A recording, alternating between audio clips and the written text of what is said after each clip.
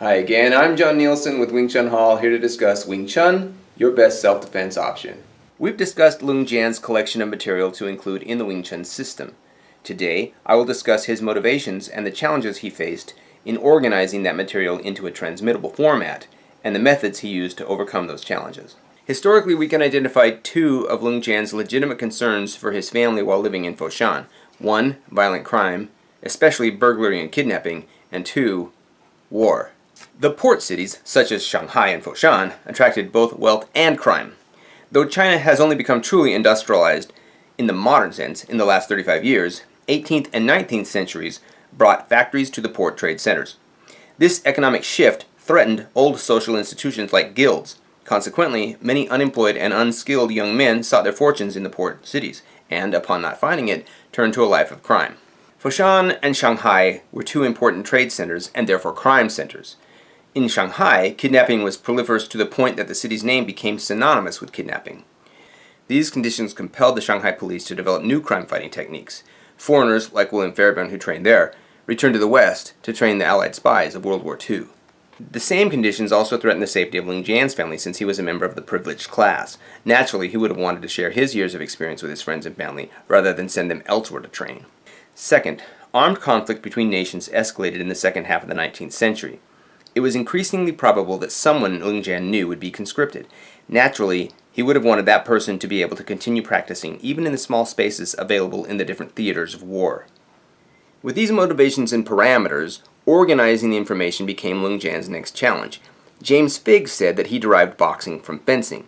Leung Jan reversed the equation, deriving fencing from boxing.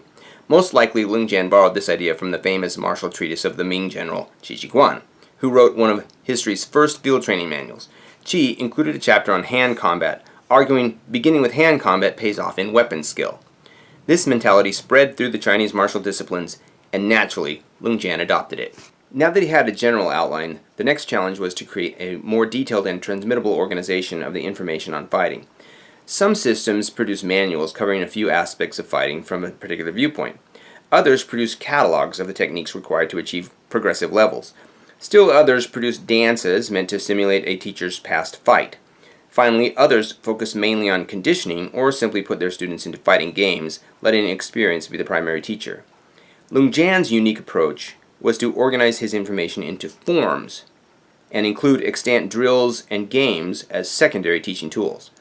Leung Jan didn't leave a written account of his organizational strategy, but we do know of some concepts that he had available to help him in his efforts. As I have discussed, after his association with Frederick Townsend Ward, General Lee opened China to American thought. This avenue of knowledge allowed Leung Jan access to the works of Charles Sanders Peirce.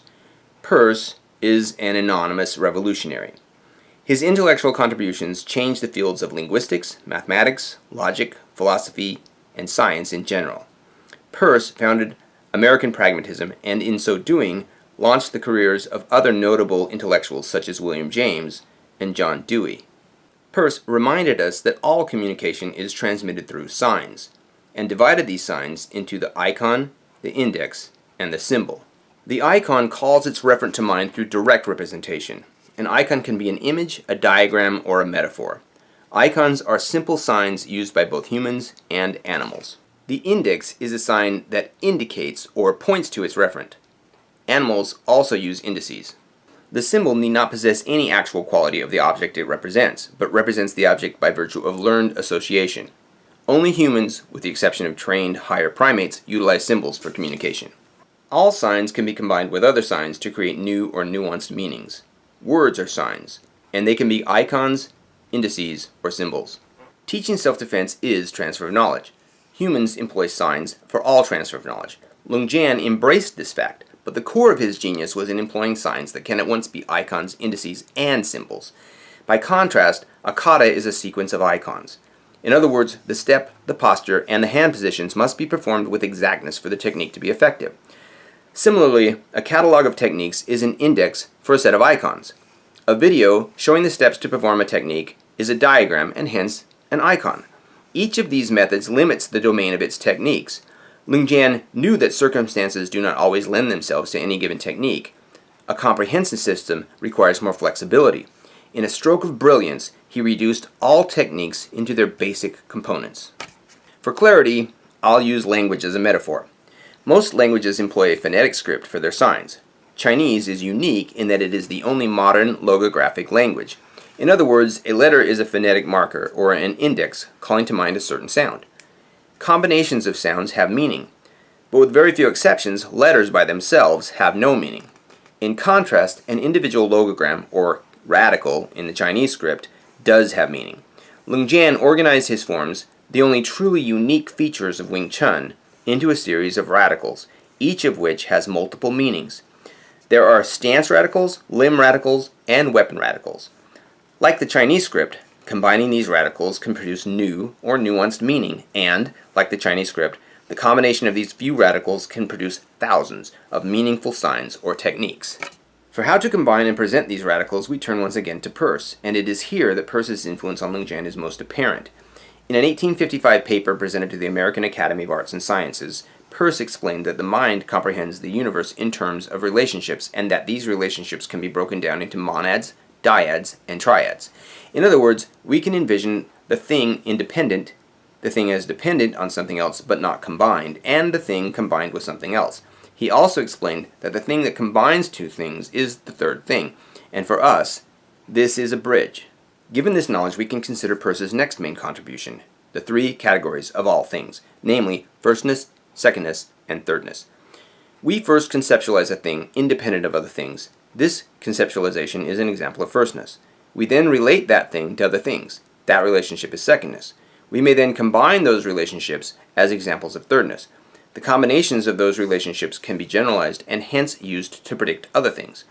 Peirce proposed that this is how we learn, and his theories are responsible for several scientific advances, including logic boxes and current efforts to develop artificial intelligence. It should not have escaped your notice that Peirce liked to categorize reality into threes.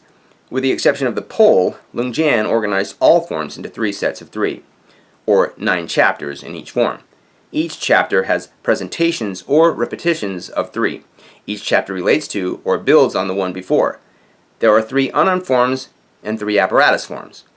The names of the unarmed forms are related to Peirce's categories. The first form introduces radicals mostly in isolation, with very few combinations, a close approximation to firstness. In Cantonese, the form was named Sulam Tao, and clumsily translated into English as little idea, but a more precise translation is fundamental concepts. The second form combines radicals into dyads and triads. It is an example of secondness and the rudiments of thirdness. In Cantonese, the form was named Chum Q, and again, clumsily translated into English as seeking the bridge. However, there is no definite article in Chinese, and characters for nouns are not specifically singular or plural. So Q can also be translated as bridges, and the form indicates a number of bridges. Furthermore, while Chum does connote a search, there is an understanding that where no bridge exists, you make one.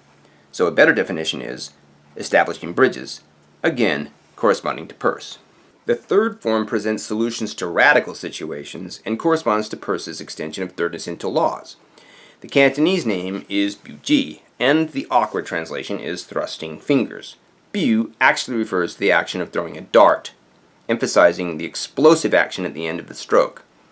Ji refers to both fingers and toes, in other words, the body's extremities, and given the extreme conditions the form addresses, a more elegant translation is explosive extremities. These forms and the apparatus and weapons forms are what make Wing Chun unique. They are the receptacles of information and the method by which that information is transferred. They are the constitution of the system, and like a nation's constitution, they should not be easily altered. However, they should not be viewed as the only way to train. Like an alphabet or a set of radicals, the forms encourage the learner to take elements from the forms and reorganize and combine them in whatever manner the learner wishes for personalized training. As always, thanks for watching. Please like, subscribe, comment, and support.